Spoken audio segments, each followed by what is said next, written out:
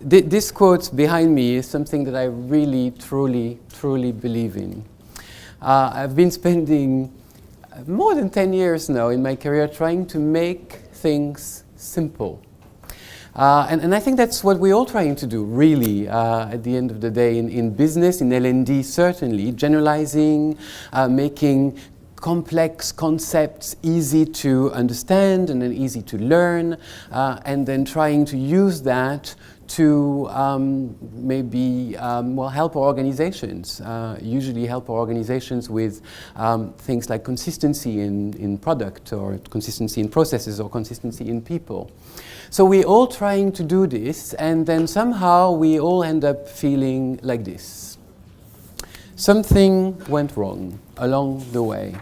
And I believe there is something, as in there, too much choice is something that actually exists. So if you're anything like me, and that's probably why you're here, you like to investigate what's new in terms of L&D, right? The future, or the L&D of the 21st century. And you want to make your organization more agile, and you want to be more efficient, you want to be at the forefront of technology and of learning as well. And you probably then know some of those exciting novelties that are over here, right? I like those. I've tried some of those. I particularly like one of them called the Uberization of learning. That, to me, is one of the latest, how do you call them, fabulous advancement in design. Right. Now, don't get me wrong. I like technology. I've been known to MOOCing a little bit, right? Most of our classes at IHG are blended or virtual classes. We've put together social learning. It's a great experiment, and it works really well. So I'm certainly not saying that L&D needs to move back to Stone Ages. That's not what I want to say. But I'd like us to refocus on what has not changed.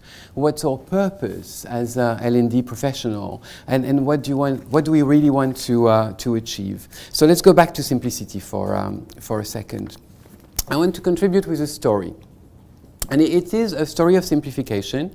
It's a journey for me of discovery for about 10 years in the world of learning, and it's the way that I've been dealing with change in the environment that we all are subjected to as well, and it's the way I've been trying to improve performance in the business as well.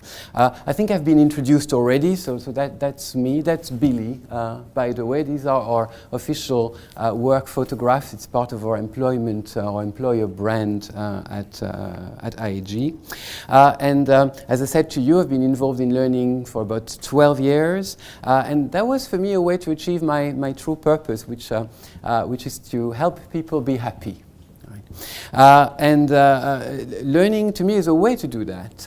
If you're more efficient at work, if you feel better in your work environment, if you have all the knowledge and the resources, you're likely to be happier at work, and then to share the love. And actually, one of the purpose of our company, IHG, the purpose of IHG is great hotels guest love. So I think I found my niche somehow. So a little bit about IHG, Intercontinental Hotels Group. I've got my numbers here because I keep getting confused with the numbers here. So 350,000 employees spread around 100 countries, 55,000 employees in Europe, and that's the region that I look after in terms of L&D, 5,000 hotels globally, and most of you still would not know IHG. You would know the brands. It's a little bit like Procter & Gamble, right? You don't go and buy a Procter & Gamble at the supermarket, you go and buy Colgate. late, right?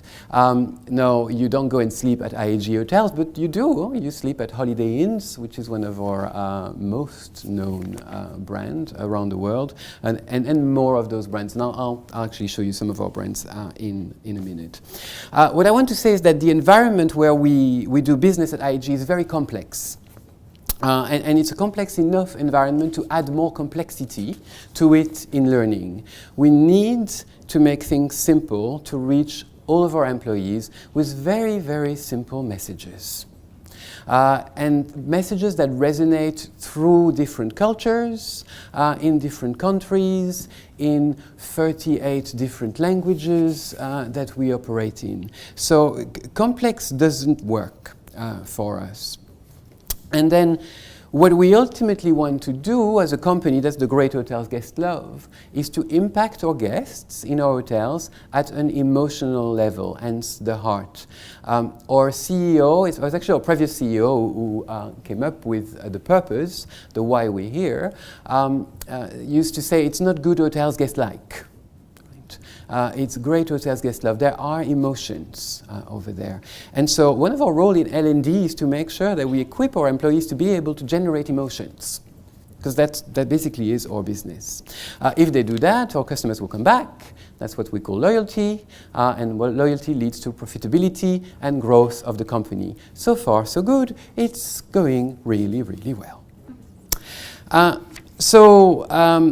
So this is where the journey starts, really, the environment. We're all a product of our environment, our guests in the hotels and our employees where they work in their hotels as well. And I'm going to use a very simple model to show you the journey. Some of you may have seen this model before. It's called the logical levels. It was designed by a gentleman called Robert Dilts. It's readily available on the internet if you want to see what it is. It looks a little bit like levels of change, if you want. And the magic of those really simple models is that they can be used for organizations, they can be used for teams, they can be used for individuals in terms of coaching as well. So I'll show you how it works for an organization, but you can really use it in terms of coaching as well. The model first. If we start with the environment, so we're a product of our environment. We're influenced by the environment we're in, but also we influence our environment through our behaviors. Next level. The way we behave influences others. And some people build environments. Architects, right, have a huge influence on environments.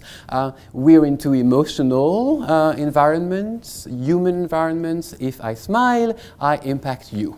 So I impact the environment. That's a behavior. Those behaviors are very interesting because that's what we want to impact in our organization. The way that people behave with guests, but between themselves, in teams, in meetings, in managers dealing with their teams dealing with their managers.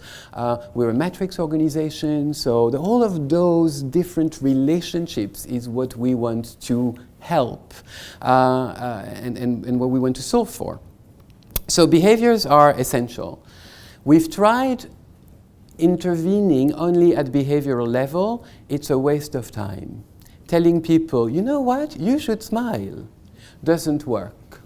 Right? And you probably know that, right? Okay. Or you should listen, nod, right? Use open body language, right? I mean, you can do that for many, many months and still not see change happening. So just trying to change this without changing the higher levels will not make a huge difference. The higher level, or the level just above, is knowledge and skills. That's what we do in L&D, right?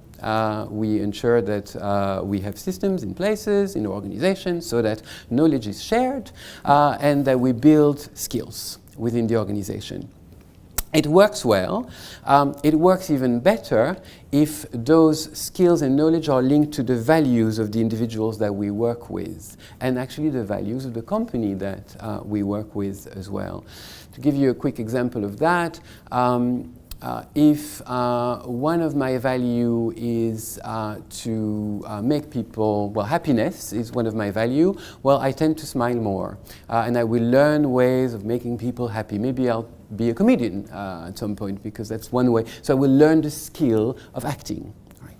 or many others. But it's really linked to the value.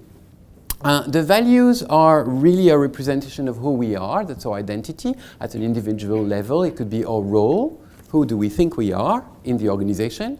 But it can also be at an organization level, the brand, what it stands for, or in our case, the brands, plural, and what it stands for. And then the purpose is why we're here. Now, we all have purpose, right? As individuals, some of us are still sort of searching for our purpose, and that's fine. And that's probably one of the meaning of life, apart from 42, is find your purpose. So organizations have purpose as well. You've seen the one of IHG already. So I said to you, we can use this model at individual level, and you can use this model at organization level. We're all about our passions at IHG. These are some of our graduates. I told you I was going from school to recruit some of the graduates we like, or people within the company to show what they're passionate about and bring that over. One of those graduates that you see over here is called Natasha. I coached her for some time. She was a revenue manager in her team. She was leading a team of 4 in an open space, call center type environment. Engagement very low of the team, so that was our problem. And when we asked the team, so what is the issue? They said, oh, well, she cannot communicate. So I looked at the different levels. If I go back to my levels here, environment. Is the environment okay for communication? Well, not really, but you can't change a lot at the environment, and you need to cope with it. How did she behave? Well, in meetings, when she had meetings with her team, she was giving them a lot of information. To me, it was very one-way. So the way that she communicated was very sort of one-way communication. I could have just said to her, hey, change the way you communicate, make it 2 ways. I wanted to dig a little bit deeper. I asked her, what do you know about communication? She had read all the books that exist on communication, had done 7 different courses on how to communicate better. She knew everything about communication. Skills was maybe a problem. Knowledge, certainly not. Values. Well, revenue, finance. One key value for her, efficiency. She wanted things to go fast, to the point, efficient. Great value, right? Doesn't really work well for communication, but great value in a way. When I went to identity, so who are you? What's your role? She said to me, well, I'm a revenue manager, so my role is to sort of give the direction to the team and set the prices and do all the things that need to be done. It's like, okay, is that really your role? No, we had a bit of an issue here in identity. Yeah. Her role wasn't a team leader for her. Her role was a revenue manager, efficiency in revenue. So that didn't really work well. So we had to sort of intervene at identity level. I won't go into the details of how we do this, but that changed her. Purpose was fine. That changed her, and she saw herself now as a new type, a new me, so a new type of person, new leader. That had impact on her values. Right? She wanted to care for people as well as being efficient. So just adding one more. Now suddenly the skills came in. And it cascaded down and the behaviors changes. So that's how you do it at an individual level. If you want to change people one by one, that's okay. If you have a large organization, 350,000 of them, I will be very tired. Right. So you need to do something at organizational level. Purpose is so important. And I've seen many different organizations, and sometimes I read purpose, or read the purpose statement. Sometimes it's not a purpose statement, actually it's sort of a mission statement or something different, and sometimes it's 1 paragraph, 2 paragraphs. I've seen organizations that have like things like this, right? That's their purpose, 20 pages or so. That doesn't really resonate well with individuals. Simple is better. So that's how, I didn't come up with this, but that's how the sort of executive team and the board of the company came up with, actually, what are we here for, right? In one simple sentence, just a few words in there. Get that right and you get your L&D better already. Moving down from purpose is identity. As I said to you, one of our identity is actually the identities, plural, of our brands. We've got many brands. They all have different identity. We have teams working on brand identity, marketing team, mostly. They try to make sure that all of our brands have a personality. An example of personality is Holiday Inn. So that's Holiday Inn, right? Okay. It's a bit messy, right? But mainly what Holiday Inn is, it's forgiving. It's a forgiving, comforting, caring, no fuss type of brand. It has a very clear identity. Intercontinental, a few examples here in London with the number 1 Park Lane and now a new Intercontinental in Greenwich near the O2. Intercontinental is very different. It's not messy, not particularly forgiving. It's cosmopolite. It's refined. It's about being part of the club. It's not aloof, but it has this sort of, you're special, right? You're living an intercontinental life. So you're a little bit special. So identities are important, and it needs to be very clear what your brand, what your organization identity is if you want the behaviors of your employees to fit with that identity as well. So that's one thing, but that's not the identity of the individuals. We need to also work at individual level, at employee level. So we worked on that as well, and we've developed a campaign that is called All of You at IHG. This is very much about all of you is okay within our organization.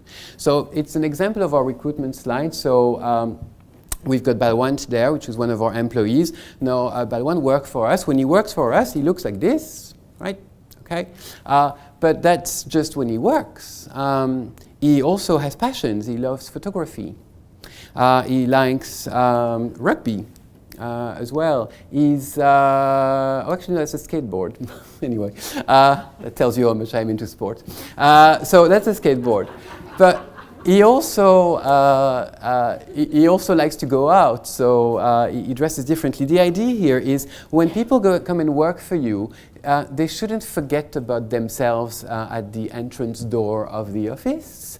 They should bring everything that makes them them with them and share that. So identity is key, and you need to get that right as well. It worked well for us, and you need to authorize people to be truly themselves when they work. So we covered that. Let's move to values. Companies have values.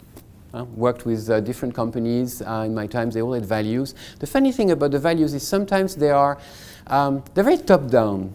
The board or the executive committee comes together. Usually they pay some consultant to spend a couple of days, and then they come up with 5 values. And then they pay another consultant or communication for the t-shirt thing to just wear the t-shirts, and then they try to make sure that everyone by heart knows all of the values, trust and whatever, ownership and energy, whatever they are, of the company. We did it slightly differently at IHG. We asked our people. We created workshops with people who work at the front line of our hotels, and we asked them, what is IHG for you? And they started drawing, right? Animals mainly, but different things like that. So we had sort of elephants because we're big, but slow. We had,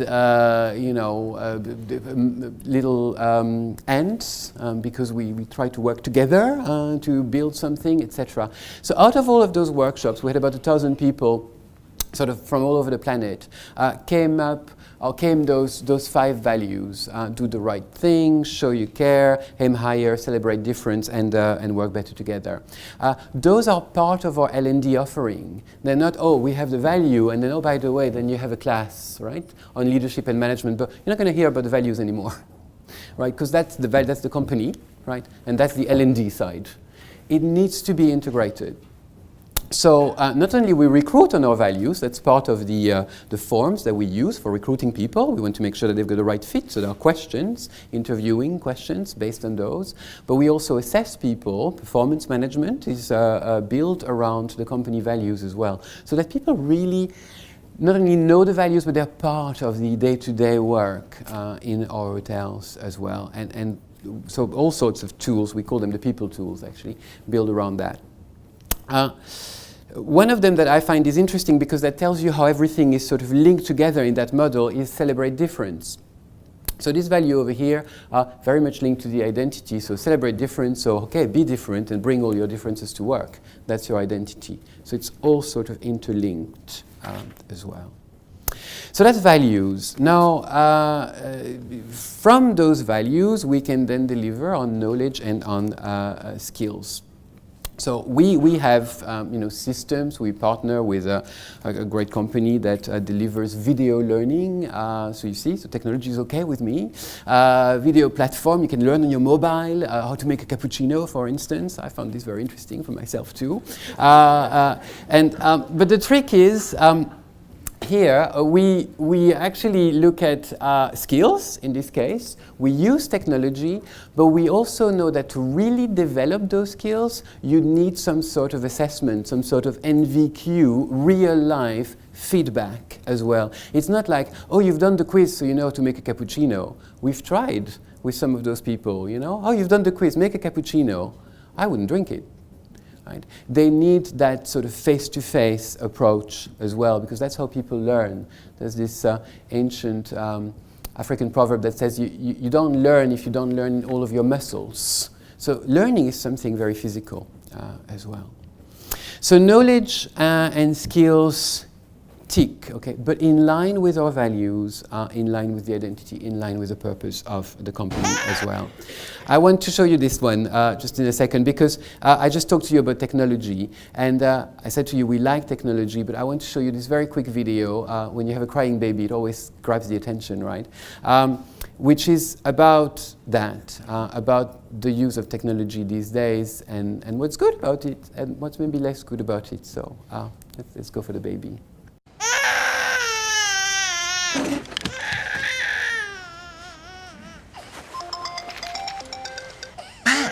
แม่ลูกตื่นมาแล้วร้องใหญ่เลยอะแม่สงสัยหิวนมนมโอ้ยยังไงอะแม่เปิดการ์ตูนโอเคการ์ตูนนะลูกการ์ตูนแม่ลูกไม่ได้ติดการ์ตูนลูกติดแม่โอเคไหมงั้นเอางี้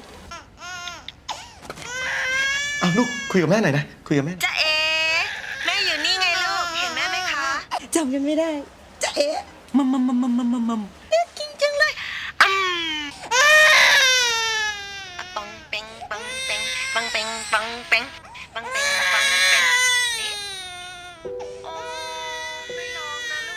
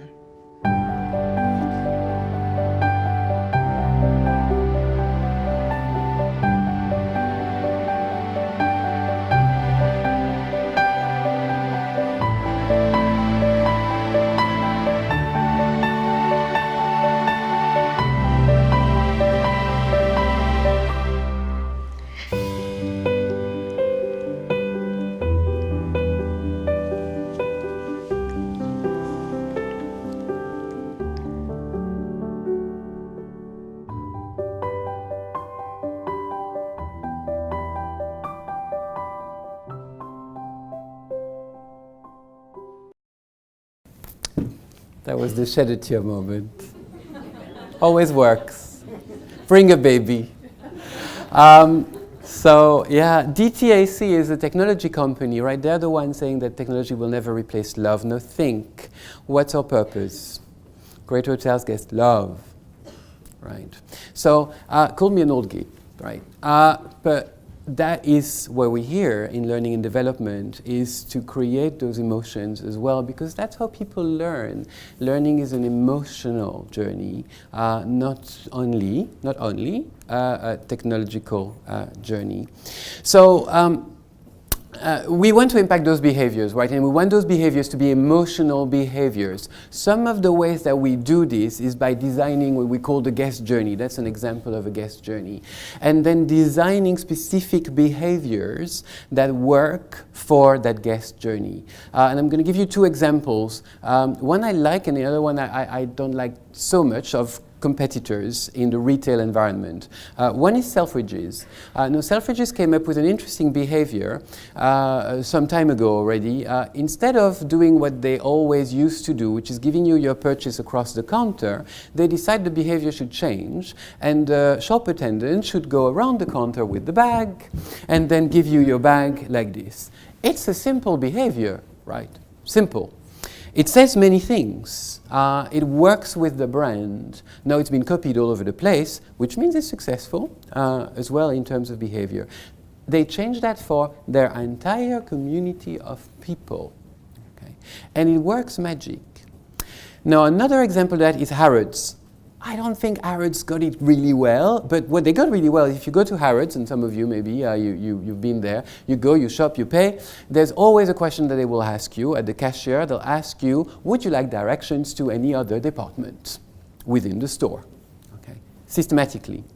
Now, I've been, and somehow it doesn't work for me, because the way it works is, would you like direction into any other department within the store? Then you go somewhere else. Would you like directions into any other department within the store? Would you like direction into the... At the end, you're so fed. You just want to leave Harrods, right? Because that's machines, that's just pushing behavior to people, not letting them be themselves. So we have to be a little bit careful with that. But that's how we approach behaviors as anchors. And we don't try to really train everything. We train on some key elements that will make a difference for us and for the business. That eventually is what has an impact on the environment. We do this through training and through education. Big difference, right? Education is about knowledge. Right? Is about, yes, I know the recipe for the cappuccino. Right? Training is about, yes, it's in my muscles. I've done it. I have been given feedback. I had that debrief that they do with the red arrows, right?